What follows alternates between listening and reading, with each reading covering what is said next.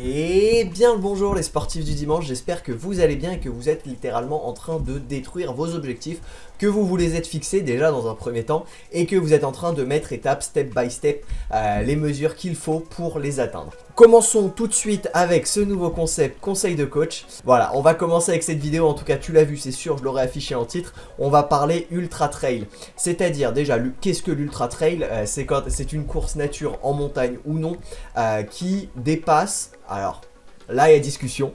Pour certains c'est au-dessus de 100 km, à partir des 100 km ou aux alentours des 100 km. Pour certains c'est au-dessus de 10 heures de course, pour certains c'est au-dessus de 15 heures de course, pour d'autres c'est au-dessus du marathon.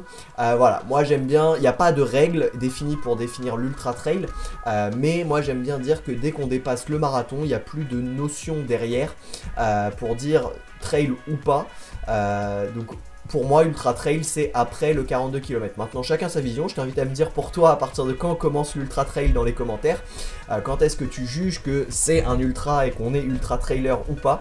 Commençons tout de suite avec mes conseils pour finir et devenir ultra trailer. Donc au-dessus d'un 50 km, sachant que c'est des conseils qui s'appliquent. Après, évidemment, il faut juste augmenter à chaque fois le volume pour faire un 100 bornes, 150 bornes, 160 bornes.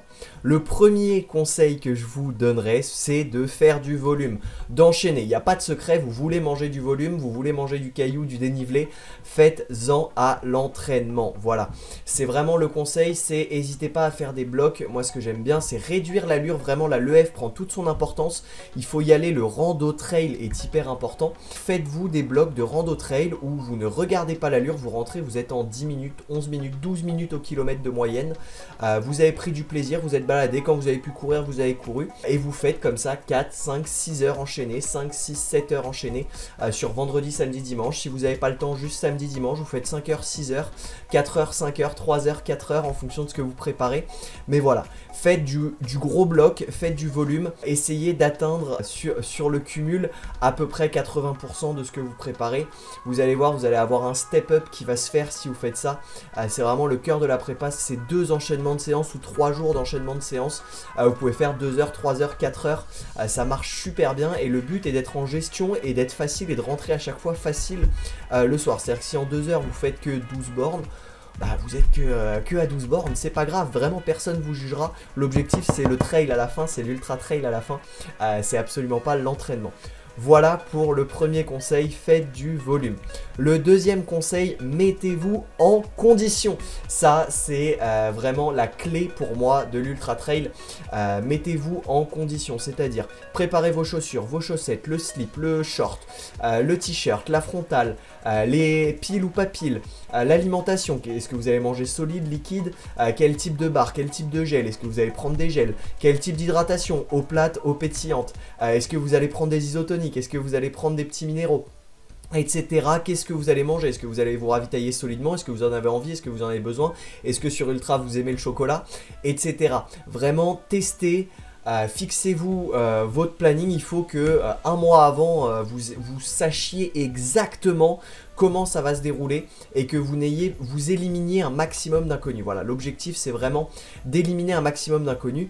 Et il n'y a pas que l'équipement, il y a aussi l'entraînement, c'est-à-dire que si jamais vous vous entraînez sur, je vais prendre la Saint-Élion par exemple, bah, c'est plutôt gras comme terrain, c'est pas trop technique et il n'y a pas beaucoup de portions de 800 mètres d'un coup de montée bien raide à 15%. Donc entraînez-vous en condition. Maintenant, si votre objectif c'est l'UT4M, c'est ultra technique, ultra cassé avec des grosses pentes bien saillantes, et bah à l'entraînement vous en faites. Il faut vraiment que l'entraînement reflète ce que vous allez devoir affronter le jour J. Donc allez-y, n'hésitez pas, si c'est du pierrier que vous préparez, travaillez en pierrier, autant que possible. Évidemment on n'habite pas tous, si on est parisien on peut pas s'entraîner dans des pierriers, mais dès que vous le pouvez, allez vous faire des petits week-end trail, préparez-le avec des pré-courses qui ressemblent à la course du jour J en plus courte, et à préparer ça comme si que, voilà. C'est absolument pas français, mais comme si que, c'est exactement ça. Pour l'Half Marathon des Sables, c'est ce qu'on a fait par exemple. On a eu le sac, on a eu la nourriture, la nutrition, l'hydratation.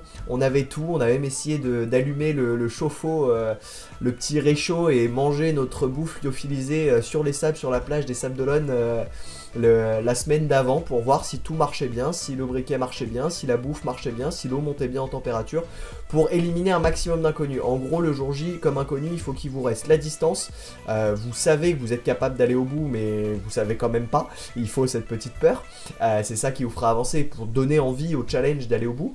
Ou la météo, voilà, c'est les deux choses que vous ne maîtrisez pas. Mais la météo, j'ai envie de vous dire, si vous êtes préparé comme un gueudin et que vous avez connu toutes les météos, peu importe, hein, qu'il vente, qu'il pleuve, qu'il neige, qu'il y ait une tornade, vous irez au bout tant que l'organe n'a pas annulé, hein, de toute façon ça se fait.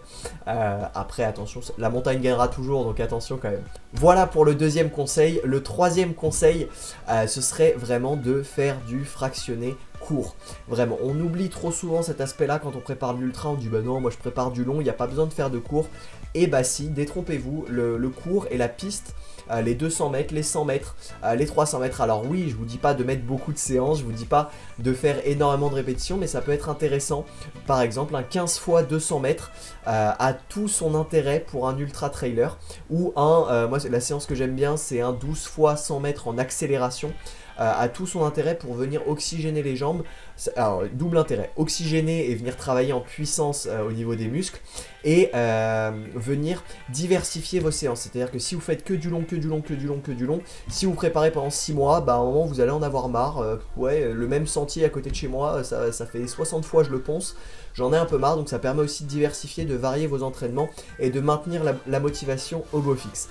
Voilà, ce sera mes 3 conseils, mes conseils de coach pour préparer un ultra trail. J'espère que tu as trouvé dans cette vidéo un petit peu ce que tu étais venu chercher. N'hésite pas à me dire en commentaire quel ultra trail tu prépares, quel objectif aussi, comme ça on en discute. Si jamais tu cherches quelqu'un pour te préparer, n'hésite pas à me faire signe, plan personnalisé ou coaching. Et surtout, je te souhaite bonne chance pour un ultra. C'est avant tout dans la tête. Si tu as envie et que tu veux le faire, tu y arriveras. On croit en toi. Allez, je te souhaite une très belle journée. Roule bien sur tes objectifs. On se dit à la semaine prochaine. À très vite. Des bisous. Ciao.